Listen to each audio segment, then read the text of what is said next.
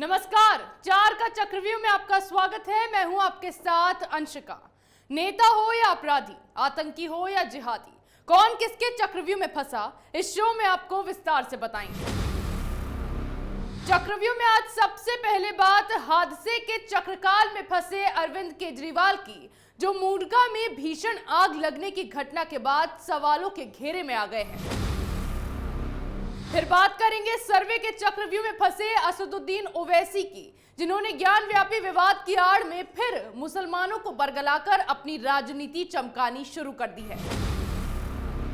चक्रव्यूह की तीसरी खबर में बात करेंगे सुनील जाखड़ के चक्रकाल में फंसी सोनिया गांधी की, जिन्होंने अब पार्टी छोड़ने का ऐलान कर दिया है। चौथी और आखिरी खबर में बात करेंगे पन्नू के चक्रकाल में फंसे भगवंत मान की, क्योंकि अब मोहाली ब्लास्ट के मास्टरमाइंड का पुलिस ने पता लगा लिया है। चलिए शुरुआत करते हैं चक्रव्यूह की, और सबसे पहले बात दिल्ली में लगी भीषण आग की। दिल्ली के मूडका की इमारत में भीषण आग लग गई। यह हादसा इतना ज्यादा खतरनाक था कि आग लगने से 30 से ज्यादा लोगों की मौत हो गई। सभी शव बरामद किए गए और 100 से ज्यादा लोगों को रेस्क्यू भी कर लिया गया है, लेकिन इसके बाद भी कई लोगों के फंसे होने की आशंका जताई गई है, जिसके रेस्क्यू की कोशिशें लगातार जारी है। यह आग इतनी भीषण थी कि जानकारी मिलते ही मौके पर दमकल की 27 गाड़ियों को तैनात किया गया। इसके अलावा मामले में कंपनी के मालिक हरीश गोयल और वरुण गोयल को हिरासत में लिया गया है। हालांकि पुलिस ने दोनों को ही गैर इरादतन हत्या के आरोप में गिरफ्तार किया है। इमारत में आग लगने के कारणों का तो पता नहीं चल पाया है, लेकिन लगातार इसके कारणों का पता लगाया जा रहा है। इसके साथ ही एसी में धमाका होने से आग लगने की आशंका जताई गई है। हैरानी की बात तो यह है कि 3 मंजिला इस इमारत में घटना के वक्त 150 से ज्यादा लोग काम कर रहे थे, और इतनी बड़ी इमारत में बाहर निकलने का रास्ता केवल एक ही था, जिसकी वजह से कई लोगों की जान चली गई। इसके अलावा बिल्डिंग में फायर एनओसी भी नहीं था। अब इस घटना पर लगभग सभी पार्टियों के नेताओं ने शोक व्यक्त किया है।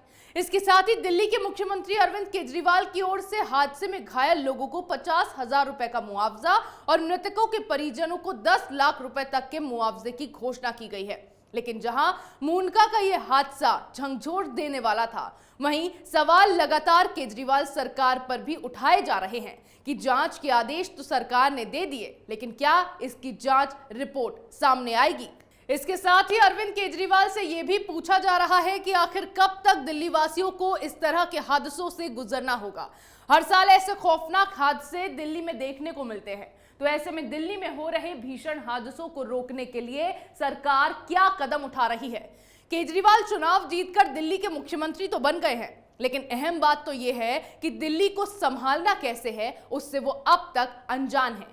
इसीलिए ही उनका सारा ध्यान राजधानी में शराब का लीगल धंधा चालू करवाने में लगा है, क्योंकि असलियत यही है कि केजरीवाल को सिर्फ अपनी जेब भरने से मतलब है। दिल्ली हादसे पर केजरीवाल फिर घिर गए, वहीं ज्ञान व्यापी पर अब ओवैसी ने अपनी धर्म की राजनीति शुरू कर दी है। वाराणसी में ज्ञान व्यापी मस्जिद में 4 घंटे तक चले सर्वे के बाद दावा किया गया है कि वहां जो कुछ मिला वो अनुमान से भी ज्यादा है।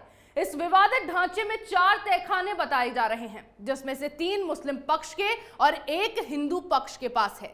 इसके अलावा हिंदू पक्ष की ओर से यह भी साफ किया गया है कि अगर अभी इस सर्वे को पूरा नहीं किया गया तो फिर मस्जिद में से सारे सबूत मिटा दिए जाएंगे। हालांकि कोर्ट के आदेश पर हो रहे सर्वे में मुस्लिम पक्ष ने भी भरपूर साथ दिया, लेकिन AIMIM प्रमुख असदुद्दीन ओवैसी मामले को विवादित बनाने पर तुले हुए हैं। उन्होंने फिर अपनी धर्म की राजनीति करते हुए सर्वे को ही तमाशा बता दिया। उन्होंने गुजरात के अहमदाबाद में सरकार को चेतावनी भी दी कि मुस्लिम समाज बाबरी मस्जिद के बाद एक और मस्जिद को हरगिज नहीं खो सकता। उनका कहना है कि केंद्र सरकार को 1991 के उपासना स्थल कानून का संरक्षण करना चाहिए। इसके साथ ही ओवैसी ने प्रधानमंत्री नरेंद्र मोदी की इस मामले पर चुप्पी पर भी सवाल उठाए। उन्होंने कहा कि बाबरी मस्जिद को लेकर भी इसी तरह की शुरुआत हुई और आखिरकार उसे धोखे से मुसलमानों से छीन लिया गया।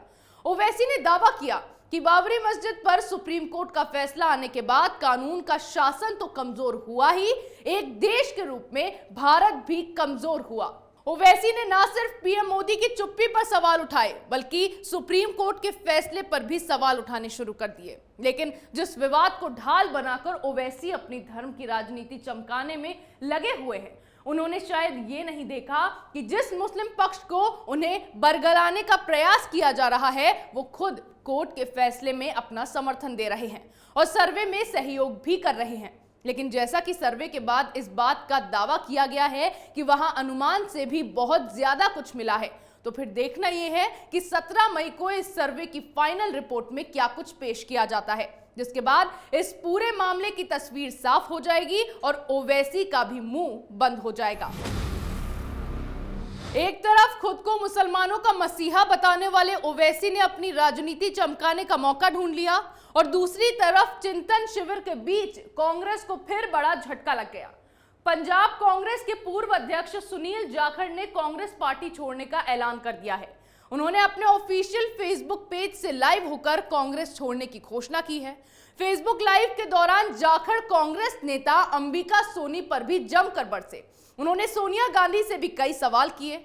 हालांकि सुनील जाखड़ ने राजस्थान के उदयपुर में हो रहे चिंतन शिविर से पहले कांग्रेस पर सीधा हमला करने का विचार त्याग दिया था। जाखड़ ने पहले 13 मई को उदयपुर में प्रेस कॉन्फ्रेंस करने का फैसला किया था, लेकिन बाद में उन्होंने ऐसा नहीं किया। जाखड़ के पार्टी छोड़ने के ऐलान के बाद पंजाब कांग्रेस के पूर्व प्रधान नवजोत सिंह सिद्धू के भी सुर बदले नजर आ रहे हैं। जाखड़ के ऐलान के बाद सिद्धू भी उनके सपोर्ट में नजर आए। सिद्धू ने ट्वीट करते हुए कहा कि पार्टी को जाखड़ को नहीं गंवाना चाहिए, वो पार्टी की मूल्यवान संपत्ति है, किसी भी मतभेद को मेज पर हल किया जा सकता है। हालांकि आपको यह भी बता दूं कि कांग्रेस ने हाल ही में सुनील जाखड़ के खिलाफ अनुशासनात्मक कार्रवाई की थी और उन्हें पार्टी से सभी पदों से हटा दिया गया था। पंजाब कांग्रेस ने उन्हें 2 साल के लिए पार्टी से सस्पेंड करने की सिफारिश भी की थी, जिस पर सोनिया गांधी को फैसला लेना था। कांग्रेस की अनुशासनात्मक कार्रवाई समिति ने उनके अलावा केवी थॉमस को भी अनुशासनहीनता के आरोपों को लेकर पिछले महीने 11 अप्रैल को कारण बताओ नोटिस जारी कर 1 सप्ताह के अंदर जवाब मांगा था। ऐसे में अब अपने फेसबुक लाइव में जाखड़ ने कहा कि अब उनका पार्टी से कोई संबंध नहीं है और चिंतन शिविर सिर्फ एक औपचारिकता है।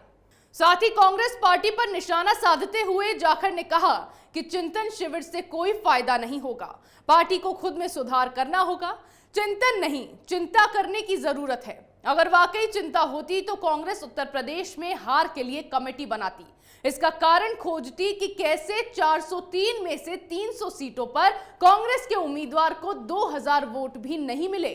इससे ज्यादा वोट तो पंचायत के उम्मीदवार को ही मिल जाते हैं। इसका जिम्मेदार उम्मीदवार नहीं बल्कि शीर्ष नेता और पार्टी नेतृत्व है, जिसने कांग्रेस की ये दुर्दशा की है। सुनील जाखड़ पर विधानसभा चुनाव के दौरान पार्टी को नुकसान पहुंचाने वाले बयान देने तथा पूर्व मुख्यमंत्री चरणजीत सिंह चन्नी के खिलाफ आपत्तिजनक टिप्पणी का आरोप लगाया गया था। कांग्रेस नेता उदित राज ने पिछले दिनों खोलकर यह मांग की थी कि जाखड़ को पार्टी से निष्कासित किया जाए। कांग्रेस ने अब अपनी पार्टी को फिर से वजूद में लाने के लिए चिंतन शिविर का आयोजन किया है, जिसमें लगातार पार्टी की स्थिति को लेकर चिंतन किया जा रहा है। लेकिन जाखड़ के इस बयान के बाद फिर गाड़ी घूमकर कांग्रेस के नेतृत्व पर ही आके रुक गई है।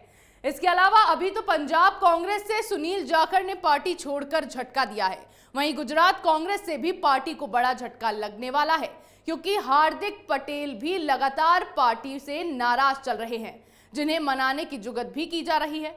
इसके अलावा राजस्थान में भी पायलट और गहलोत के बीच के मनमुटाव खत्म होने के नाम नहीं ले रहे हैं। ऐसे में एक तरफ तो गांधी परिवार चिंतन शिविर कर रहा है और दूसरी तरफ पार्टी में चिंता बढ़ती ही जा रही है। पंजाब कांग्रेस को जहां झटका लगा है, वहीं पंजाब के मोहाली में इंटेलिजेंस हेडक्वार्टर की बिल्डिंग में किए गए हमले के मास्टरमाइंड का पता चल गया है।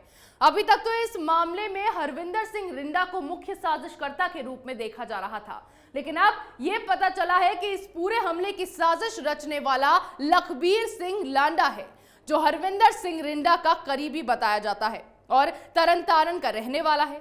यह एक गैंगस्टर है और कनाडा में 2017 से रह रहा है। पुलिस का मामले में कहना है कि यह सब बब्बर खालसा इंटरनेशनल ने ISI के साथ मिलकर किया है। इसके अलावा जिस निशान सिंह को हाल में इस मामले में गिरफ्तार किया गया है, वो लांडा का मुख्य साथी है। निशान सिंह ने 2 आरोपियों को अपने घर में और अपने जानने वालों के घर में जगह दी हुई थी और उसके 2 साथी भी इन सब में शामिल थे। इनके पास से पुलिस को AK-47 भी मिली है और पुलिस को RPG भी हैंडओवर किया गया है। हालांकि इस मामले में अब तक 6 गिरफ्तारियां हुई हैं और 2 और संदिग्धों पर पुलिस ने लगातार नजर बनाई हुई है, जो बिहार के मोहम्मद नसीम आलम और सरफराज हैं। पंजाब को दहलाने की पूरी साजिश का धीरे धीरे खुलासा होता चला जा रहा है। मामले का मास्टरमाइंड लांडा कनाडा का रहने वाला है और सारे खालिस्तानी लगभग वहां ही बसे हुए हैं। जब से पंजाब में आम आदमी पार्टी की सरकार बनी है, उसके बाद से ही पन्नू की गैंग लगातार पंजाब में सक्रिय होती चली जा रही है। ये खालिस्तानी पाकिस्तान के साथ मिलकर भारत के खिलाफ साजिशें करने की कोशिश में लगे हैं, जिससे इनके अलग देश खालिस्तान की मांग पूरी हो जाए। जिस तरह से इस बात का खुलासा हुआ है कि लांडा कनाडा का रहने वाला है, तो सवाल यह है कि कनाडा में रहकर वो ये सब कैसे ऑपरेट कर रहा है और किसका साथ उसे मिल रहा है। फिर पंजाब की सरकार इस मामले में क्या कर रही है, क्योंकि आज तो इन आरोपियों को गिरफ्तार कर लिया गया है, लेकिन कल फिर इन आरोपियों पर एक्शन के लिए पन्नू का नया धमकी भरा वीडियो जारी हो जाएगा, जैसे करनाल में उन 4 आतंकियों के पकड़े जाने पर हुआ था और सरकार बस हाथ पर हाथ धरे बैठी रही थी। इस बार भी क्या ऐसा ही होगा?